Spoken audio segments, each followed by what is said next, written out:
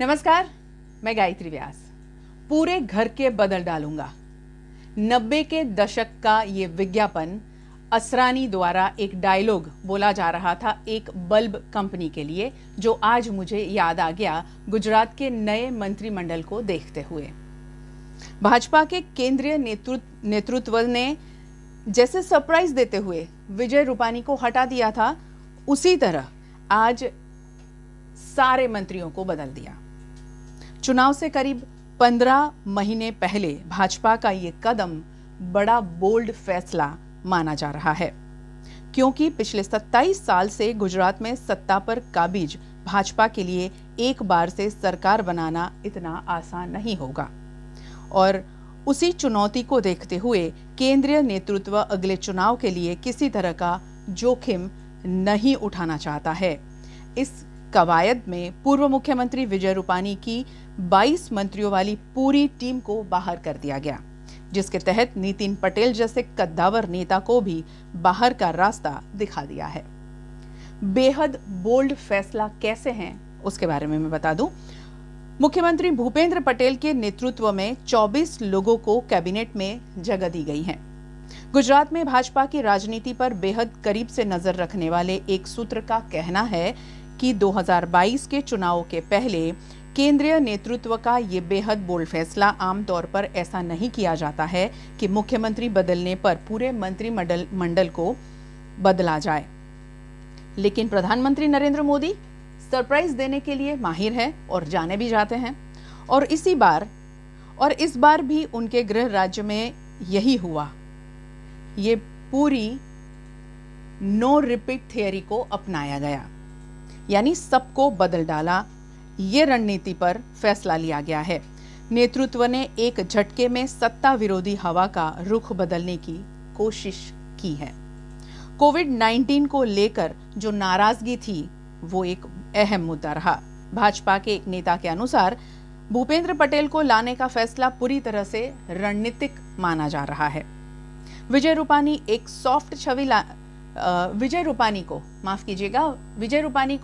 Soft छवि वाले नेता माना जाता है। दूसरे, वे जैन समुदाय से आते हैं और पार्टी को पिछले कुछ समय से पाटीदारों का विरोध भी सहना पड़ रहा था। ऐसे में भूपेंद्र पटेल पार्टी की रणनीति को लेकर बेहद फिट बैठते थे और इसीलिए उनको बिठा दिया गया। कोविड प्रबंधन को लेकर भी पार्टी को यह एहसास शायद हो गया था।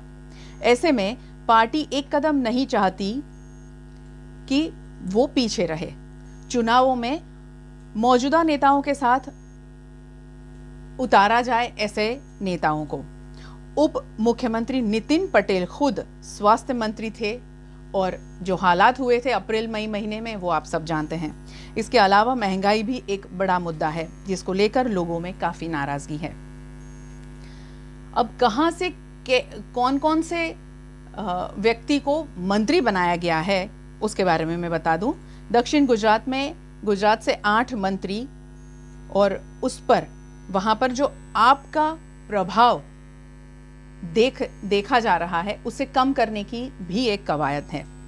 इस बार के मंत्रिमंडल में दक्षिण गुजरात को बड़ा प्रतिनिधित्व मिला है। साफ कर दें कि गुजरात में प्रदेश पार्टी अध्यक्ष और नौसारी के सांसद को तरजीह दी गई है। दक्षिण गुजरात से 8 मंत्री बनाए गए हैं। इसमें अकेले सूरत से 3 मंत्री हैं। ऐसा पहली बार हुआ है कि किसी शहर से 3 मंत्री बनाए गए हो। असल में दक्षिण गुजरात में आम आदमी पार्टी एक फैक्टर बन रही है। सूरत में आम आदमी पार्टी के 22 कॉर्पोरेटर चुनाव जीतकर आए हैं। उसके प्रभाव को कम करने के लिए सूरत से 3 मंत्री का दाव इस बार खेला गया है। राजेंद्र त्रिवेदी को नंबर 2 पर रखा गया है, यानी कि शपथ ग्रहण क्रम से लगता है कि पूर्व विधानसभा अध्यक्ष राजेंद्र त्रिवेदी भूपेंद्र पटेल सरकार में नंबर 2 की हैसियत पर होंगे। अब मैं आपको बता दूं कि किसे कौन सा विभाग दिया गया है और इस विभाग के पीछे भी कई ऐसी रणनीति नजर आ रही है कि इससे कुछ न कुछ भारतीय जनता पार्टी कुछ अच्छा करने की कोशिश कर रही है। कैबिनेट मंत्री में जिसे विभाग जो दिए गए हैं उसमें सबसे पहले बात करेंगे राजेंद्र त्रिवेदी के बारे में। राजेंद्र त्रिवेदी को राजस्व, आपदा प्रबंधन, कानून और न्याय, वैधानिक और संसदीय कार्य सौंपा गया है। जीतूबाई वाघानी को शिक्षा, प्राथमिक, माध्यमिक और वयस्क, उच्च और तकनीकी शिक्षा, विज्ञान और प्रौद्योगिक। ऋषिकेश पटेल को स्वास्थ्य, परिवार कल्याण, चिकित्सा शिक्षा, जल संसाधन और जल आपूर्ति विभाग दे दिया गया है। पूर्णेश मोदी सड़क और भवन, परिवहन, नागरिक उड्डयन, पर्यटन और तीर्थ यात्राधाम विकास सौंप दिया गया है। राघवजी पटेल कृषि, पशुपालन और गौ संवर्धन के लिए उनको विभाग सौंपा गया है। गौ संवर्धन के लिए उनको ये विभाग दे दिया गया है। कानू देसाई वित्त, ऊर्जा, पेट्रोकेमिकल्स, ये विभाग उनके हाथ में अब रहेगा। किरीट सिंह राणा उनको दिया गया है वन, पर्यावरण, जलवायु परिवर्तन, printing and stationery. Naresh Patel को जनजातीय विकास, खाद्य और नागरिक आपूर्ति और उपभोक्ता संरक्षण। प्रदीप सिंह परमार को सामाजिक न्याय और अधिकारिता विभाग दिया गया है। अर्जुन सिंह चौहान को ग्राम विकास और ग्राम आवास विभाग दे दिया गया है। राज्य मंत्री स्वतंत्र प्रभार विभाग में हर्ष संघवी खेल, युवा सेवाएं और सांस्कृतिक गतिविधियां, स्वैच्छिक संगठनों का समन्वय, गैर प्रवासी गुजराती डिवीजन, होमगार्ड और ग्राम रक्षक, नागरिक संरक्षण, नशाबंदी, आबकारी, जेल, सीमा सुरक्षा, स्वतंत्र प्रभार, गृह और पुलिस, हाउसिंग, आपदा प्रबंधन, इतने सारे विभाग हर्ष संघवी के पास रहेंगे। जगदीश विश्वकर्मा को कुटीर उद्योग, सहकारिता, नमक उद्योग और प्रोटोकॉल, स्वतंत्र प्रभार, उद्योग, वन, पर्यावरण और जलवायु परिवर्तन, प्रिंटिंग एंड स्टेशनरी। ये वापस वही, इनके पास भी ये विभाग है। ब्रिजेश मिर्जा उनके पास है श्रम, रोजगार, पंचायत, स्वतंत्र प्रभार, ग्राम आवास एवं ग्राम विकास। जीतू चौधरी के पास कल्पसर और मत्स्य पालन, स्वतंत्र प्रभार दिया गया है। नर्मदा जल संसाधन और जलापूर्ति। मनीषाबेन वकील जो हमारी वडोदरा की विधायक रह चुकी है, महिला एवं बाल कल्याण, स्वतंत्र प्रभार, सामाजिक न्याय एवं अधिकारिता। मुकेश पटेल कृषि, जी हाँ, ये निमिषाबेन को दिया गया है, निमिषाबेन सुथार को आदिवासी विकास, स्वास्थ्य और परिवार कल्याण और चिकित्सा शिक्षा उनको दी गई है।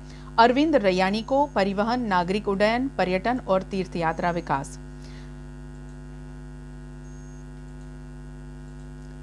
राज्य मंत्री के तौर पर यह विभाग उनके हिस्से में है।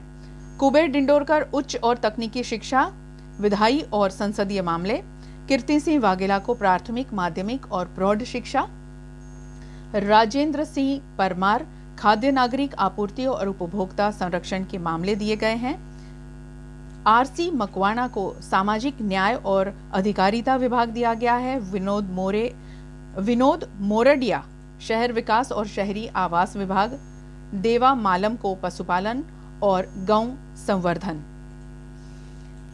आज जब ये सारे विभाग बांटे गए हैं और सबको अब ये उम्मीद है कि ये जो बहुत बड़ा बदलाव किया गया है उससे क्या गुजरात में और कोई बदलाव आएगा।